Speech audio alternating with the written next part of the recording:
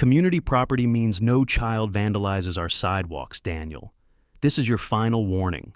Claudia's voice cut through the courtyard like a blade, her manicured hand clutching a bright box of chalk as if it were contraband.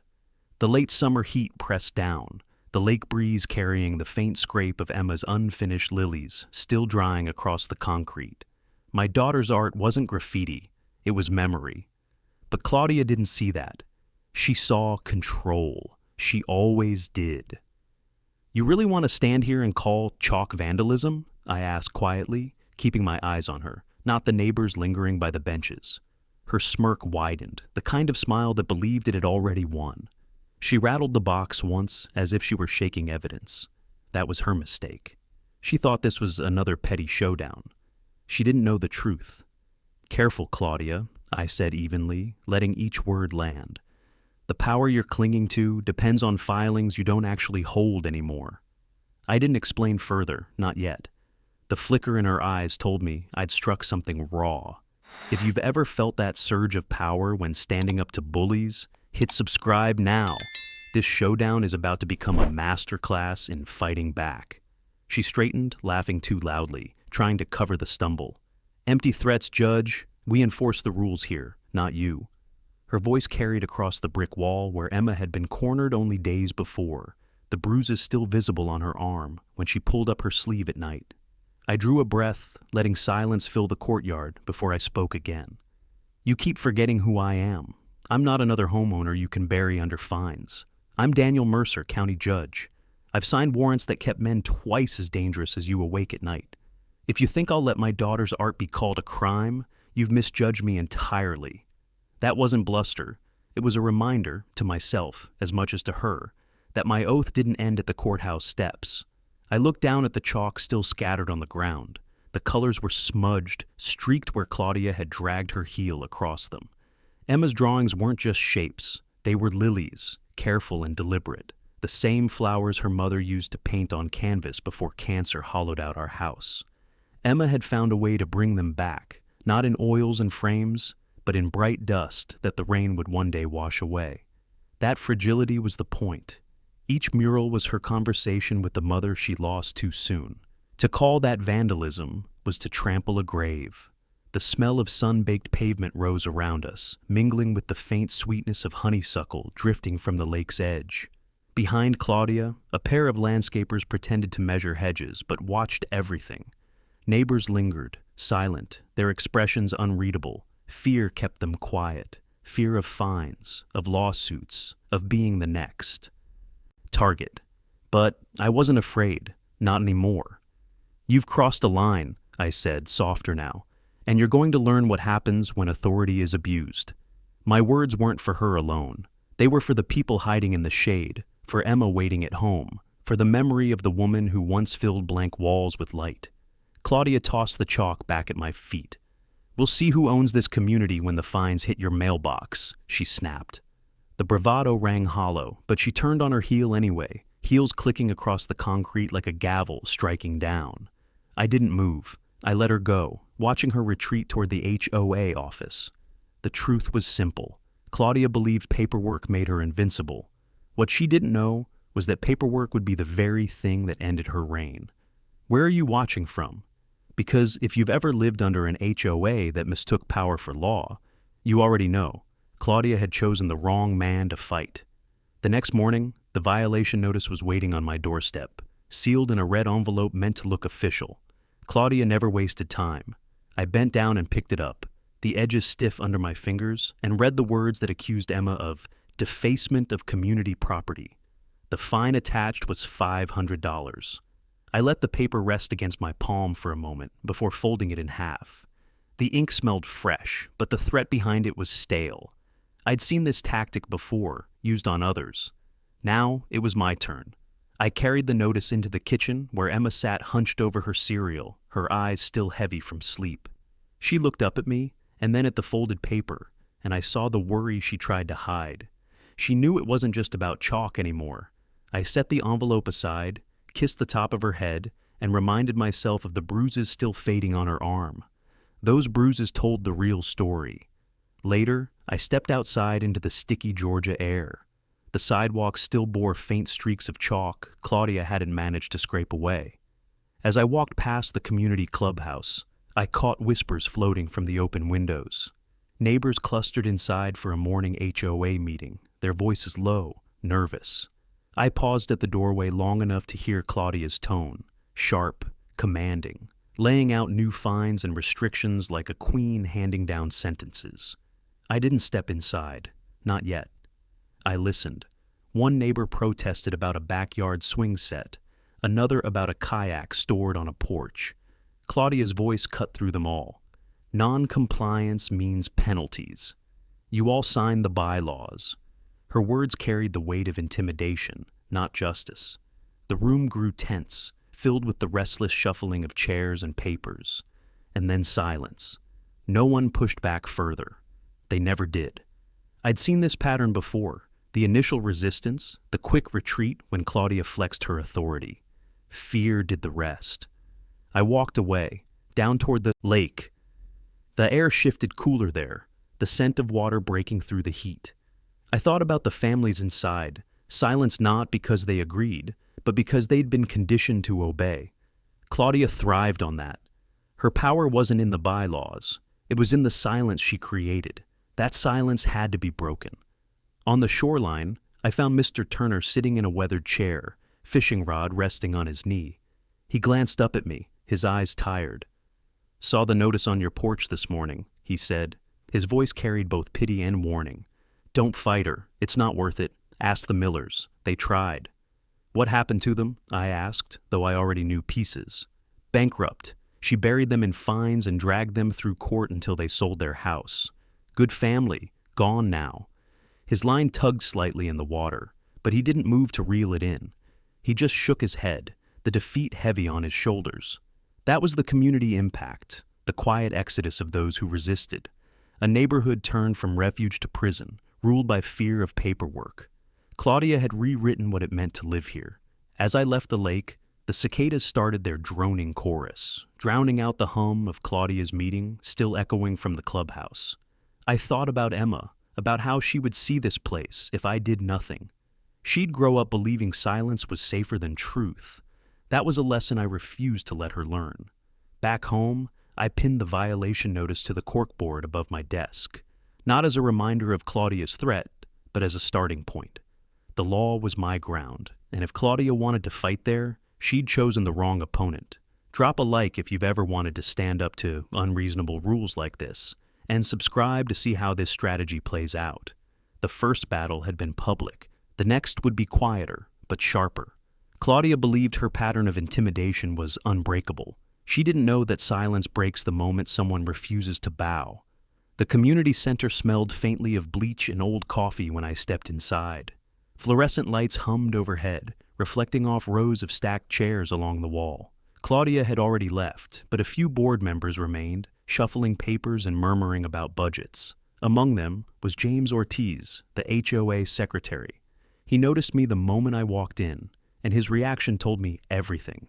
His shoulders tightened, his hands froze on the stack of minutes he was supposed to file, and his eyes flicked toward the door like he was already planning his exit.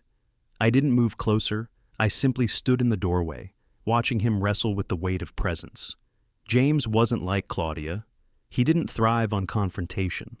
He wore it like a coat 3 sizes too heavy, and right now it showed in the way his jaw worked silently, like words were pressing against his teeth and refusing to come out. "Long meeting," I said, finally, my tone casual. His pen slipped from his hand and clattered against the table. He bent to pick it up, but he lingered a moment longer than necessary, hiding his face as though gathering himself. When he sat up again, his smile was too thin, the kind meant to patch over cracks instead of reveal truth. "Routine business," he muttered. His fingers tapped against the edge of the folder in front of him, uneven, nervous. He avoided my eyes, choosing instead to stare at the clock on the wall. Every second seemed to tighten him further. I leaned against the doorframe, letting silence stretch between us. He shifted in his seat, drummed his fingertips harder, then stilled them, as if embarrassed by the sound. His body told the story he wouldn't voice: hesitation, guilt, and something else. Fear. "Emma's drawings," I said softly, careful not to sound like an accusation. You were there. You saw what happened. James flinched at the word saw. His shoulders pulled inward, his arms crossing over his chest, as though he could fold himself small enough to disappear. The motion wasn't defiance, it was defense. He glanced at the exit again, but his feet stayed rooted under the table. His conscience was heavier than his fear, but he hadn't decided which side would win. The overhead light buzzed louder for a moment, and the sound seemed to fill the space between us. I waited, not pressing, just letting him sit with his unease. His breathing grew shallow. He ran a hand over the back of his neck, rubbing hard as if trying to scrub away the memory etched there. Finally, he whispered, It shouldn't have gone that far." The words tumbled out like a confession he hadn't meant to share. His gaze snapped up at me, eyes wide, as though terrified I'd use it against him. "I know," I said. My voice didn't rise, didn't push. I gave him space, but I didn't step away either. His leg bounced under the table, rapid and restless. He wanted to say more. I could see it in the way his lips parted, then closed, then parted again. But every word he swallowed made his chest rise sharper, as though the pressure was building inside. Claudia's shadow lingered even here, in the twitch of James's hands and the dart of his eyes. "I have to finish these minutes," he muttered finally, his tone clipped. But the way he fumbled with the papers, scattering them in uneven stacks, betrayed him. He wasn't dismissing me, he was buying time. I left him there, not because I'd given up, but because I understood. The struggle was plain on his face, in the way his body betrayed his silence. James wasn't Claudia's ally by choice. He was her prisoner by fear, and prisoners only needed the right moment to break their chains. As I stepped back into the fading afternoon light, I knew the case against Claudia wouldn't be built alone. Someone inside her circle carried the truth she couldn't bury. James Ortiz was that someone. He just didn't know yet that his conscience had already chosen for him. By the end of the week, Claudia had escalated. A thick packet arrived in the mail, stapled and highlighted, stamped with her signature across every page. It wasn't just a single violation anymore. It was an itemized list, each entry carrying a fine. Unauthorized chalk activity, failure to comply with community order, obstruction of HOA authority. The language was absurd, but the total stacked to nearly $2,000. She wanted to bury me fast. I held the packet in my hands, the weight of paper far heavier than it should have been. Emma sat at the dining table nearby, drawing quietly on a sheet of printer paper, her crayon scratching across the surface. She looked up once, sensing my silence, but I forced a smile. I wouldn't let her see what Claudia's threats were designed to do. Not fear, not shame. I tucked the packet under my arm and stepped outside into the humid evening air. The neighborhood was restless. Sprinklers clicked across manicured lawns, dogs barked behind fences, and yet every window I passed carried shadows of people peering through blinds. They all knew what Claudia was doing. They'd seen her target families before. None of them spoke. I walked to the clubhouse again, but this time I didn't stop at the door. I went inside. Claudia was holding court in the lounge, standing tall in front of a corkboard plastered with notices. She spotted me instantly, her smile sharpening into something predatory. "Judge Mercer," she said sweetly, her voice carrying to every corner of the room. "Have you had time to review your fines? I do hope you'll resolve them quickly. Non-payment leads to liens, as you know." I didn't rise to her bait. I simply held up the packet. "You're efficient. I'll give you that." My voice stayed calm, even. Behind her, James Ortiz shifted uncomfortably, his hands gripping a folder too tightly. His gaze met mine for half a second, then dropped again. The neighbors seated along the walls stared down at their laps. No one dared speak. Claudia relished their silence. She tapped a stack of forms against the table and announced, "We enforce standards here. If you can't comply, perhaps Lake Haven isn't the right fit for you." That was the weapon she always used, banishment cloaked in legal terms. Families either paid or broke under the weight of her pressure. I looked at Emma's lilies still faintly visible outside, and I felt the anger settle into something sharper. "You're overreaching," I said, letting the words cut across the room. "You call these fines lawful, but you and I both know your authority doesn't stretch as far as you pretend." A murmur stirred among the neighbors. Claudia's smile faltered, then recovered. "Careful with your accusations," she replied smoothly. "The bylaws grant us complete authority." But I saw the flicker in her eyes, the same one I'd caught before when I hinted at the truth. Her confidence wasn't as solid as she wanted others to believe. And James noticed too. The way his fingers twitched against the folder told me he was choking on knowledge he couldn't yet voice. I let the silence linger just long enough for unease to settle across the room. Then I turned, walked out, and left Claudia standing in her false throne. The night air met me like a wall of heat, but it felt cleaner than the stifled air inside. Back at home, I spread the packet across my desk. Each page carried the same flaw, hidden beneath official language. Claudia counted on intimidation to keep people from looking closely. But I wasn't just another homeowner. I lived in statutes, filings, and precedent. That was my ground, and Claudia had just walked onto it. Emma's soft footsteps came down the hall. She peeked into the study, her crayon-stained fingers gripping the doorframe. "Daddy," she whispered, "are they going to take our house?" I turned, met her worried eyes, and shook my head. "Number. They've already lost more than they realize." The words steadied me as much as they steadied her, because it was true. Claudia had escalated, but escalation always left a trail, and I knew how to follow it. The courthouse was quieter on Saturdays, the halls echoing with the hollow sound of my footsteps. I wasn't here as Judge Mercer today. I was here as a father with a file tucked under my arm, a file that Claudia never expected me to pull. The clerk at the records office raised her brows when I approached. She knew me by name, but today I wasn't filing rulings or reviewing motions. Today I was requesting something different. "I need the corporate filings for Lake Haven Estates Homeowners Association," I said. My voice was calm, but the air in my chest felt taut. She nodded, disappearing into the back. Minutes later, she returned with a thin folder, too thin. My pulse sharpened as I flipped it open at the counter. The pages were crisp, the dates stamped clearly. The HOA had filed its incorporation years ago, renewed faithfully each cycle, until 2 years back. Then nothing. No renewal, no current standing with the state. On paper, the HOA wasn't an active corporation at all. I traced the date with my finger, the paper cool beneath my touch. This was it, the fracture line Claudia had been hiding. Everything she issued since that lapse carried the weight of intimidation, not law. The discovery wasn't dramatic, no confrontation, no shouting. Just a quiet truth sitting in black ink, waiting for someone to notice. But in my world, that silence was explosive.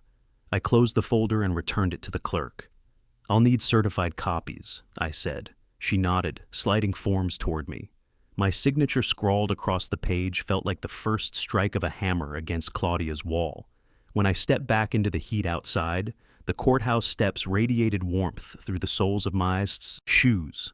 The city around me pulsed with weekend noise. Car horns, vendors shouting on the corner, children laughing as they chased one another. Life went on, unaware that inside my briefcase sat the first real weapon against Lake Haven's tyranny. Driving back through the gates of the neighborhood, I saw the manicured lawns, the trimmed hedges, the pristine veneer Claudia clung to. None of it mattered now. Her fortress was built on paperwork, and that paperwork had rotted. I parked in front of my house and carried the copies inside. Emma was on the porch, chalking quietly in the shade. She glanced up at me, her face brightening when she saw the papers under my arm. "Did you win?" she asked, her voice hopeful. "Not yet," I told her, kneeling down beside her mural. She'd drawn lilies again, their petals stretching across the concrete in pinks and purples. I set the file down gently beside her. "But I found something important, something they don't want anyone to see." She tilted her head, studying my face the way only children can. Her eyes caught the steadiness in mine, and she smiled faintly. "So, we're not going to lose?" "No," I said, my voice firm. "We're not going to lose." The evening deepened, cicadas starting their endless song. I sat on the porch watching Emma color, the file safe on the step beside me. In that moment, the tension inside me shifted. This wasn't just about bruises or fines anymore. This was about a community that had been strangled by silence, and I now held proof that silence could end. Later that night, I spread the documents across my desk under the warm glow of a lamp. Each page told the same story: failure to renew, failure to maintain legal standing, failure to exist as anything more than a hollow threat. Claudia had been bluffing for 2 years, and the neighborhood had paid for it. I leaned back in my chair, the leather creaking softly, and let the reality sink in. I didn't need to invent a strategy. The strategy had written itself the moment Claudia forgot her filings. Victory wouldn't come overnight. It would take precision, patience, and timing. But for the first time since Emma's bruises, I felt the ground tilt back in our favor. Claudia believed she owned Lake Haven. She believed silence would protect her. She believed no one would dare look behind the curtain. But I had. And now the cracks were wide open. Sunday mornings in Lake Haven always carried a strange quiet. Lawns glistened with dew, sprinklers ticked in neat arcs, and the streets were nearly empty except for joggers looping the cul-de-sac. I carried the certified copies from the courthouse tucked in a leather folder under my arm. They felt heavier than they were. Proof often does. I wasn't going to spend the morning in silence. I walked down to the lakeside pavilion, a place usually reserved for cookouts and birthday parties. Its wooden beams still smelled faintly of last night's charcoal and the breeze. Rolling off the water stirred the flags at half-mast. A few neighbors were gathered there already, sipping coffee, speaking low, their eyes darting when they saw me coming. "Morning," I said, setting the folder on the picnic table. Their chatter faltered. Nobody trusted meetings without Claudia's blessing. That fear was in their posture, in the way hands tightened around coffee cups. "You've all seen the notices," I continued. "The fines, the threats. You've lived under them. But there's something you don't know." I slid the certified papers into the open. The sunlight caught the embossed seals, making them shimmer faintly. Mrs. Patel leaned closer, adjusting her glasses. Mr. Turner, the fisherman I'd spoken to before, frowned deeply as his eyes ran over the dates. He whispered, 2 years. His voice carried both disbelief and relief, like he'd been holding his breath without knowing it. "They've been operating without legal standing," I explained, my tone steady. "Every fine, every penalty since then, it has no lawful ground. Claudia has been bluffing, and we've all paid for it." A hush fell. I could hear the creak of the dock shifting under the weight of the water, the cry of a gull overhead. The neighbors glanced at one another, expressions shifting between shock and a fragile kind of hope. But fear still lingered, clinging to them like humidity. Mrs. Patel shook her head. "She won't stop. Even if this is true, she'll find another way." "She can try," I said, "but bluffing only works until someone calls it." As if to test my resolve, Claudia appeared at the far end of the pavilion. Her heels clicked against the wood, each step deliberate.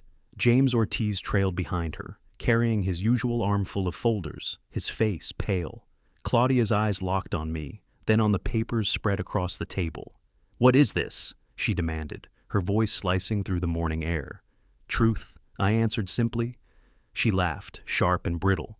"These people signed contracts. Covenants don't vanish because you found a loophole. Don't waste their time with theatrics." The neighbors shifted uncomfortably. Claudia's presence still carried weight, like a storm cloud rolling over sunlight. James stood off to the side, his fingers trembling around the folder he clutched. His eyes flicked to the documents, then back to me. The struggle in him was plain, his body stiff, his lips pressed thin, as though words begged to be released but were caged by fear. "This isn't a loophole," I said calmly. "This is law. You've been masquerading as authority when, legally, you're nothing more than an expired filing, and you know it." For the first time, I saw her composure waver, just a twitch in her jaw, but it was enough. James noticed too, his grip loosened, papers slipping slightly from his hand. I didn't press further, not here, not yet. The neighbors needed time to absorb the shift, to feel the weight of possibility. Claudia turned on her heel with a huff, snapping at James to follow. He hesitated half a breath too long before obeying. That hesitation mattered. When the pavilion emptied, Mr. Turner lingered. He tapped the papers with 2 fingers, his weathered face etched with something close to resolve. "If what you say holds up, maybe it's time someone stood up." "Not someone," I corrected. "All of us." As the sun climbed higher, warming the planks beneath my feet, I knew the silence that had shielded Claudia was cracking. The proof was in my hands, but the will to use it, that had to grow here among these families.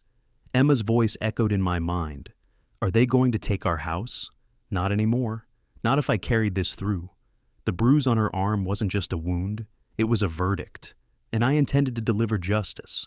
The library was nearly empty when I arrived that afternoon, the faint hum of the air conditioning echoing through the tall shelves. Dust motes drifted in the shafts of light spilling through high windows, and the smell of old paper filled the room. I wasn't here for books. I was here because James Ortiz had called, his voice low and urgent over the phone, asking to meet where Claudia wouldn't follow. I found him in the back corner near the law section, seated at a long wooden table. His posture told the story before he spoke. Shoulders hunched, hands clasped tightly together, eyes darting toward the entrance every few seconds. He was a man straddling two worlds, loyalty to the board he served and the guilt gnawing at him from within. Judge, he greeted me softly, not as a neighbor, but with a respect that betrayed his nerves. He glanced around again before leaning closer. I can't carry this anymore. His fingers trembled as he pulled a thin binder from his bag and slid it across the table. I rested my hand on it, but didn't open it yet. What's inside? Minutes, emails, proof that Claudia knew the corporation expired. She told us to keep quiet, said no one would notice as long as we acted confident. His voice cracked, and he rubbed a hand over his face. I thought it was just a formality, but then she pushed your daughter. I saw it, and I did nothing. The admission weighed heavy in the air. His body language told me the guilt had eaten at him long before this conversation. His leg bounced under the table, restless, and his throat worked as if swallowing words he'd kept buried too long. You froze, I said evenly. That's not the same as siding with her. He shook his head. It feels the same. His hands curled into fists on the table. You don't understand what it's like. Claudia knows where people work, who owes what, who's vulnerable. She used that power. We all went along because it was safer. I opened the binder. The first page was a set of meeting minutes, the ink uneven where someone had written hastily. My eyes traced the entry. Discussion of corporate renewal. Decision to delay due to budget constraints. President assures board non-issue. Beneath it, James's signature as secretary. My chest tightened at the sight. She had known, and she had lied. James leaned closer, his voice barely above a whisper. She promised it wouldn't matter, that no one outside would dig into filings. Said the neighbors wouldn't know the difference, but you're not just a neighbor. You'll see through her. His eyes burned with something between desperation and relief. I should have spoken up months ago. The library was silent around us, but I could hear his breathing, shallow and quick. His confession was tearing him apart, yet handing me this binder seemed to ease the weight on his shoulders, if only slightly. I closed it gently, my hand firm on the cover. This helps more than you realize, but James, you'll have to decide if you're ready to stand with it when the time comes. He swallowed hard. His gaze fell to the table, then slowly rose to meet mine. I'm scared, but after what she did to Emma, I can't pretend anymore. For a moment, neither of us spoke. The hum of the air conditioning filled the gap, steady and constant, a reminder that the world outside kept turning while this fragile alliance formed. Then you've already made your choice, I said. James exhaled sharply, his shoulders sagging as though he'd laid down a burden. His hand lingered on the binder before letting go completely. Just, don't let her know this came from me. Not yet. I nodded. Your secret's safe, for now. As I left the library with the binder tucked under my arm, the afternoon sun blinded me for a moment. But the weight I carried wasn't just documents. It was James's conscience, finally spoken aloud. He had given me the key, even if fear still chained him. The strategy was no longer theory, it was proof, and it was time to move. The diner at the edge of town buzzed with the soft clatter of plates and the hiss of coffee brewing behind the counter. I chose it on purpose, public enough to keep suspicion low, but quiet enough for me to think. The binder James had given me lay open on the table, its pages spread between a salt shaker and a napkin dispenser. The laminated menu sat ignored at my elbow. I studied each line with the practiced patience of a man used to parsing details. Meeting minutes documented more than routine business. They revealed a pattern. Claudia knew about the expired corporate status and chose to bury it, instructing the board to continue issuing fines and threats as if nothing had changed. She banked on fear, not legitimacy, to keep the neighborhood under her thumb. The waitress poured coffee into my cup, the steam curling upward. I thanked her absently, my mind turning over the implications. Legally, the HOA wasn't dissolved, the covenant still existed. But without proper corporate standing, they had no authority to fine, no authority to enforce. Every lien, every penalty she had issued for 2 years was smoke without fire, and now I had the kindling to expose it. Still, timing mattered. If I rushed, Claudia would spin it as a technical oversight, a simple clerical error. She'd drown it in excuses. No, the strategy had to be precise, each move deliberate, leaving her no ground to retreat to. I jotted notes on a yellow pad beside the binder. Step 1, authenticate the documents. Certified minutes, certified filings. Step 2, prepare the neighbors for the truth, carefully, so fear didn't drive them deeper into silence. Step 3, corner Claudia where the weight of law, not her personality, would dictate the outcome. Across the diner, a man folded his newspaper, the sound sharp in the quiet morning. It reminded me of my courtroom, every rustle, every cough amplified, because the room itself demanded attention. This place wasn't so different. The difference was the stakes. Here, the verdict wasn't for strangers. It was for Emma, for the bruises on her arm, for the lilies drawn in chalk that Claudia tried to stamp out. I thought of my late wife. She'd been the one who painted murals in town, who taught Emma the language of colors. She used to tell me that art was proof of survival, that every brushstroke said, "I'm still here." That was what Emma had been saying with her chalk. Claudia wasn't just erasing drawings. She was trying to erase memory. That couldn't stand. I closed the binder, sliding it back into my briefcase. The leather creaked as the clasp snapped shut. A man at the counter glanced over, curious, but quickly looked away. Secrets had a way of attracting attention if left in the open too long. The bell over the door chimed, and sunlight spilled across the linoleum floor. I paid my bill, left a tip, and walked out into the brightness. My reflection in the diner's glass window caught my eye. Tired lines around my face, but resolve burning steady beneath them. The drive back into Lake Haven was quiet. The iron gates loomed ahead, polished and proud, a false promise of safety. I slowed as they opened, the familiar streets unfolding before me. Neighbors trimmed hedges, children rode bikes, but under it all was the same tension. Everyone moved like actors under surveillance, their lives choreographed by Claudia's invisible hand. I pulled into my driveway and killed the engine. Emma was on the porch again, this time sketching small stars beside the lilies. She looked up and waved, her chalk-stained fingers bright against the afternoon sun. That simple gesture steeled me. She didn't know it, but she was the reason I wouldn't falter. Inside, I spread the notes across my desk. The plan was forming, sharper with each detail. Claudia had relied on the illusion of authority. I intended to strip it bare in front of the very people she ruled through fear. The clock ticked softly on the wall, steady as a heartbeat. The preparation stage had begun, and with every page of evidence, every careful step, the balance shifted further toward justice. The church basement smelled of wax and old hymnals, the faint echo of the morning service still lingering in the air. Folding chairs were arranged in uneven rows, and a pot of weak coffee sat cooling on a table near the wall. It wasn't a courtroom, but for Lake Haven residents, it was neutral ground, somewhere Claudia rarely bothered to follow. That was why I had chosen it. One by one, neighbors trickled in. They came cautiously, glancing around as if expecting Claudia to burst through the door at any moment. Fear still lived in their shoulders, in the way they sat with their backs stiff and their voices hushed. But the fact that they came at all meant something had shifted. Mr. Turner settled near the front, his weathered hands gripping the arms of his chair. Mrs. Patel slid in beside him, adjusting her shawl nervously. Even the Wilkins family, who had once been threatened with foreclosure, found seats near the back. I stood at the front of the room, my briefcase resting on the table before me.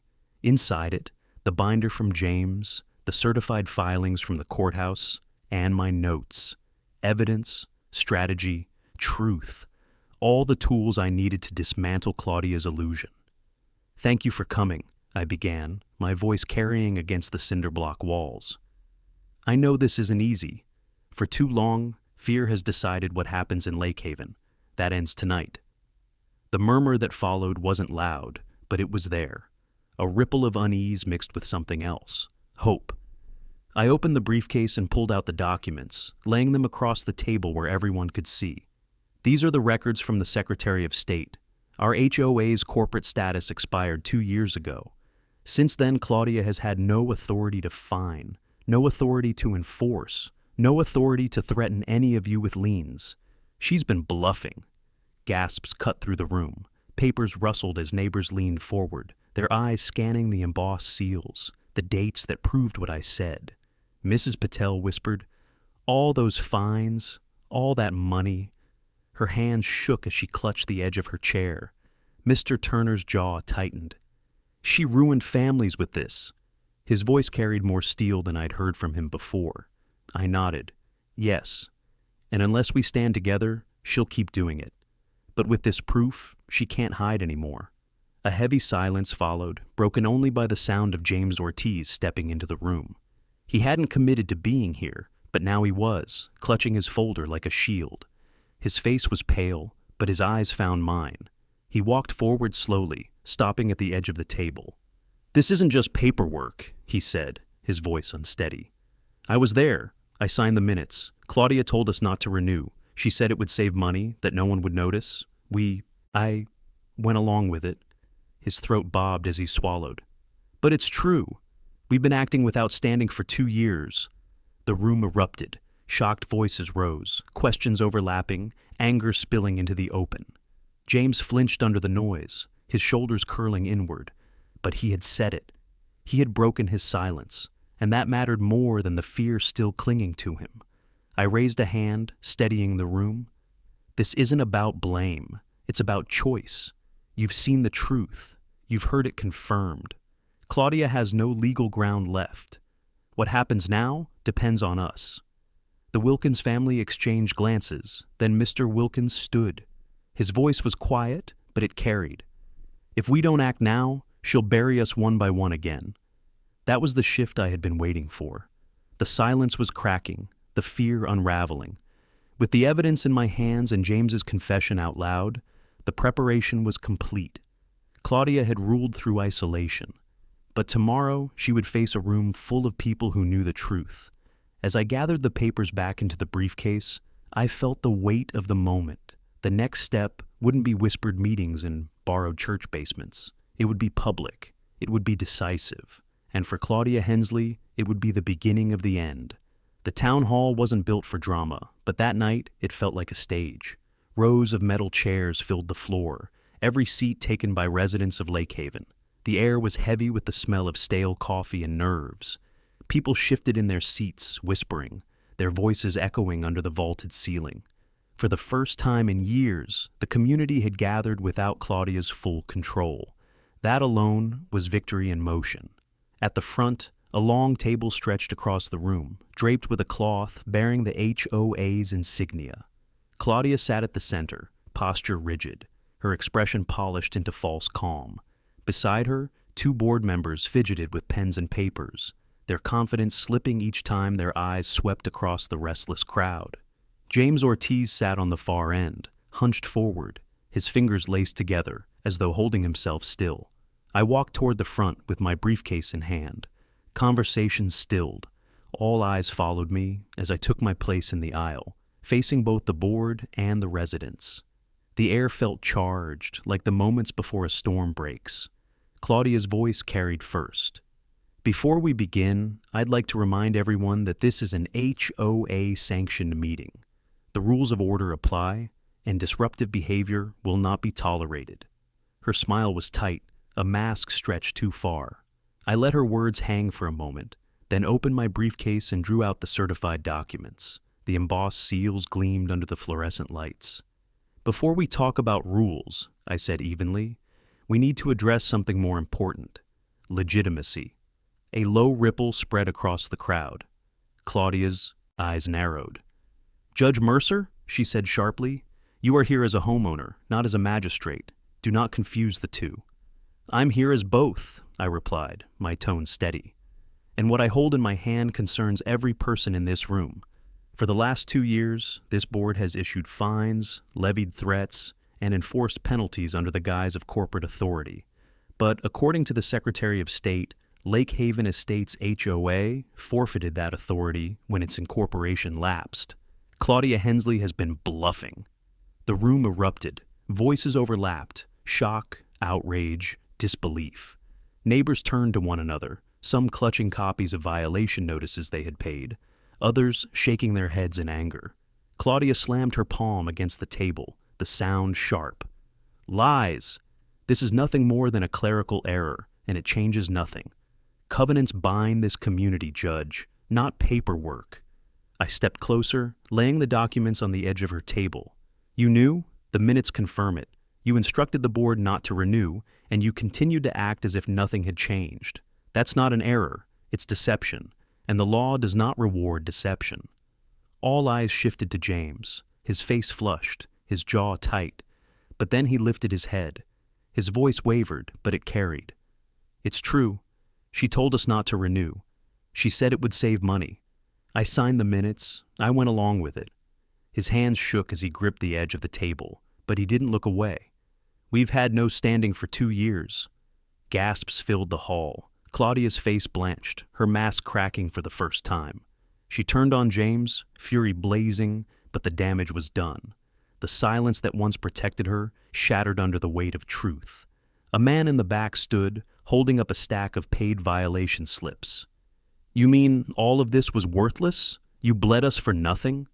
Others rose, voices sharp with anger. The tide had turned.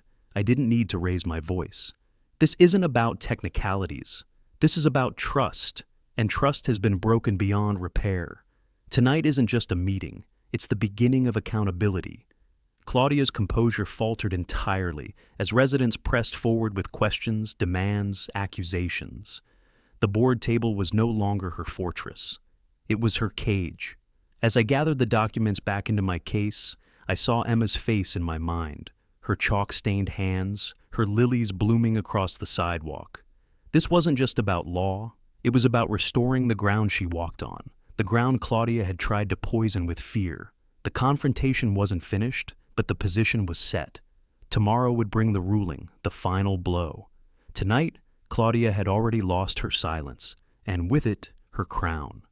The county courthouse overflowed with bodies that morning. Neighbors filled the benches, their whispers rising and falling in nervous waves. The marble floors carried every sound, from the scrape of chairs to the coughs that punctuated the silence. For years, Claudia had thrived in closed rooms, where her voice drowned all others. But here, surrounded by the authority of the court and the eyes of her community, she was exposed. I sat at the petitioner's table, the binder from James and the certified filings neatly stacked before me. My pulse was steady, not because the stakes were small, but because this was the ground I knew. Courtrooms were my arena. The gavel, the law, the record, these were the weapons Claudia could never twist to her advantage. Across from me, Claudia leaned close to her attorney, her lips moving quickly, her eyes sharp with barely concealed rage. She wore her usual confidence like armor, but the tension in her jaw betrayed the cracks beneath. James Ortiz sat on the witness bench, his shoulders hunched but his gaze steady. He had chosen to testify, despite the fear. That choice mattered. The judge entered and the murmurs quieted instantly. Everyone rose, then settled again. The proceedings began. Claudia's attorney opened with dismissive confidence, calling the lapse in filings a clerical delay, and insisting the covenant still bound the residents. He tried to paint me as a disgruntled homeowner, weaponizing technicalities for personal gain. His voice carried polished conviction, but it faltered when he realized how many neighbors shook their heads, their patience worn thin from years of abuse. When it was my turn, I rose slowly, carrying the documents to the bench. My footsteps echoed, deliberate, each one measured like a drumbeat. I placed the certified filings on the evidence table and spoke clearly. For 2 years, Lake Haven Estates HOA has operated without corporate standing. These documents confirm that fact. Every fine, every penalty, every lien threatened in that period carries no legal weight. This is not a technicality, This is a void in authority. A stir rippled through the room. The neighbors leaned forward, listening intently, their faces shifting from doubt to outrage to something fiercer. Hope. I called James to the stand. He walked stiffly, his folder clutched to his chest, and sat down under oath. His hands trembled as he adjusted the microphone, but when he began to speak, his voice gained strength. He described the meeting where Claudia instructed the board not to renew the filing, her words dismissing it as unnecessary, her assurance that no one would ever know. He admitted his silence, his complicity, and finally, his breaking point, the moment he saw Emma shoved against the wall. Gasps echoed across the benches. Neighbors exchanged shocked glances, some covering their mouths. Claudia shifted in her seat, her face draining of color. I stepped forward again. This isn't just about legal status. It's about a pattern of intimidation and abuse. The residents here were coerced into silence, forced to comply under threats that had no lawful foundation. The authority they feared was nothing more than smoke. The judge studied the documents, flipping through the pages with slow precision. The silence in the room grew heavy, every eye locked on the bench. Finally, the judge looked up, her voice calm but cutting. The evidence shows a lapse in corporate status. The actions taken during that lapse cannot be enforced under state law. Further, allegations of misconduct against residents will be referred to the district attorney for review. The courthouse erupted. Voices rose, some cheering, others demanding restitution, all breaking the silence that had defined Lake Haven for years. Claudia's face twisted with fury, her attorney struggling to calm her as deputies stepped closer. The board members beside her shrank in their seats, avoiding the gaze of their neighbors. I remained standing, letting the noise swell around me. It wasn't just a ruling, it was a reckoning. For the first time, the community had witnessed Claudia stripped of her shield. Her words no longer held power. The law had spoken, and the people had seen it with their own eyes. Emma's face flashed in my mind. Chalk dust on her fingers, a bruise fading on her arm. This moment was for her, but it was also for everyone in that room who had lived in fear. The silence was broken, replaced with something louder, stronger, unstoppable. The lakefront felt different that evening, almost as if the air itself had shifted. Families gathered along the shoreline, children darting across the grass, laughter rolling where silence used to weigh everything down. The courthouse ruling had spread through Lake Haven like fire through dry leaves, igniting conversations, emboldening voices that had been quiet for too long. Claudia's reign was broken, her authority publicly dismantled. What remained now was something far more powerful than law alone, a community learning how to breathe again. Emma crouched on the sidewalk near the pavilion, her box of chalk open beside her. She had drawn lilies in bright colors, their petals curling outward, vibrant against the gray. For the first time, no one scowled, no one threatened. Neighbors stopped to watch her work, some even kneeling down to add their own colors. A boy traced a sun. Another girl added waves curling around Emma's flowers. For years, chalk had been a crime. Tonight, it was celebration. I stood a few steps back, watching Emma's shoulders relax as she laughed with the other children. My chest eased in a way it hadn't in months. She wasn't looking over her shoulder anymore. That bruise Claudia left on her arm had faded, but the memory of it had driven me here, to this moment where the ground was safe again. James approached quietly, his expression heavier than the others. He carried the weight of his testimony still, though his voice at the courthouse had cracked the silence open. "Never thought I'd see this," he admitted, his gaze fixed on the chalk drawings. "It feels different now." "It is different," I said, "because people saw the truth with their own eyes. They can't be forced back into silence." He nodded, exhaling as though trying to let go of all the fear that had bound him. His hands, which had always fidgeted with papers, now hung loose at his sides. A man released from his own prison. Across the lawn, Mr. Turner spoke animatedly with the Wilkins family, his hands gesturing wide. I caught pieces of his words, talk of new elections, drafting bylaws, rebuilding the board with fairness at its core. For the first time, their voices weren't whispers. They were plans, determined and loud enough for everyone to hear. The sunset reflected across the lake, streaks of orange and red shimmering against the water. I let the sounds wash over me, the scrape of chalk, the laughter of children, the conversations that carried energy instead of fear. This was what Lake Haven was meant to be. Not a kingdom ruled by intimidation, but a neighborhood bound by community. Claudia was nowhere to be seen. Her house sat dark at the edge of the street, blinds drawn, her car absent from the driveway. Her name had become a cautionary tale, spoken with bitterness, but no longer with fear. Power had been pulled from her hands, not by force, but by truth revealed and witnessed by all. Emma looked up from her mural, chalk dust streaked across her cheeks, and called out, "Daddy, come draw with us!" I walked over, knelt beside her, and picked up a piece of blue chalk. The pavement was cool beneath my palm as I traced lines beside hers. She leaned into my shoulder, her voice quiet. Mom would have loved this. I swallowed hard, nodding. She would have. The stars began to prick through the sky as the last light faded, and still the chalk spread wider, covering the walkway with color. Each mark was more than art. It was testimony. Proof that fear had no hold here anymore. I looked out across the community, my neighbors, my daughter, and felt the weight of what had ended. The strategy had worked, but it wasn't only the law that carried us here. It was the courage to speak, the willingness to stand, and the refusal to let silence decide our fate. If you want more stories of homeowners standing up to HOA tyranny, hit subscribe right now, share your story in the comments, and let me know where you're watching from.